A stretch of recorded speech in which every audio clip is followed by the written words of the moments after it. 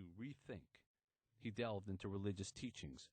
On a Tuesday in August 1995, according to my notes, we spoke about this.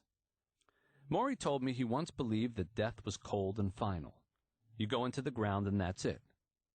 But now he felt differently. What's your concept now? I asked. I have not settled on one yet, he said, honest as always. However, this is too harmonious, grand, and overwhelming a universe to believe that it's all an accident. What a thing for a one-time agnostic to say. Too harmonious, grand, and overwhelming a universe to believe that it's all an accident? This, remember, was when Morrie's body was an empty husk, when he needed to be washed and groomed, when he needed his nose blown and his bottom wiped. Harmonious? Grand? If he could find the world's majesty from such a decayed and difficult posture, how hard could it be for the rest of us? People often ask what I miss about Morrie. I miss that belief in humanity. I miss the eyes that could view life so encouragingly, and I miss his laugh, I really do. The same day that Morrie spoke of life after death, he shared his reincarnation wish, saying that if he could come back as anything, he'd like to be a gazelle.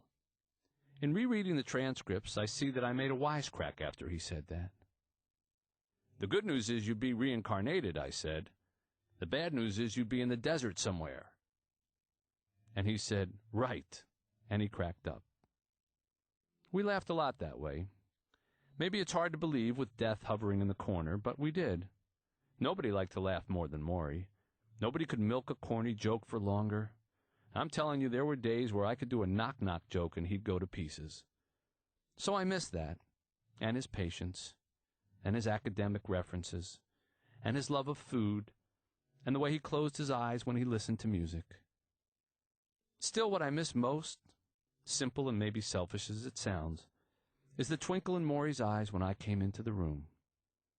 But when someone is happy, genuinely happy to see you, it melts you from the start. It's like going home. Those Tuesdays when I entered his study with the hibiscus plant by the window, whatever I dragged in there with me, personal drama, work issues, burdensome thoughts, it was all washed away when Morrie greeted me, because he truly wanted to be with me.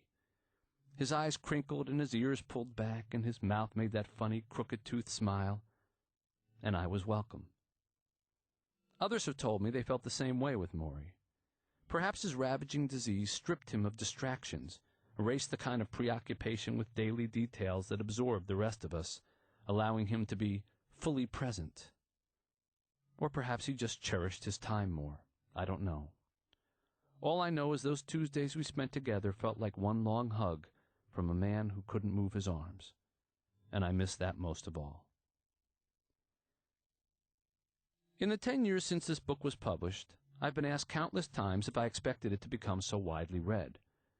My answer is usually a head shake, a smile, and a not in a million years. The truth is, the book initially had a hard time finding a home. Numerous publishers were uninterested in it. One even told me I had no idea what a memoir was. Under other circumstances, I might have given up on the idea. The reason I did not, and the reason I believe the book found a place in people's hearts, was because I wasn't trying to write a popular book. I was trying to help Morrie pay his medical bills. As such, I was more dogged and less deterred. I kept going until I found a publisher. And when I told Morrie that I had and that we could pay his bills, he cried.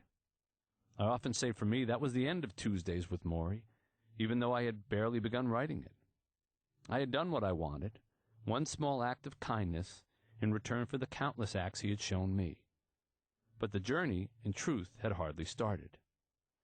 Since then, the book has been published in dozens of countries I've never visited.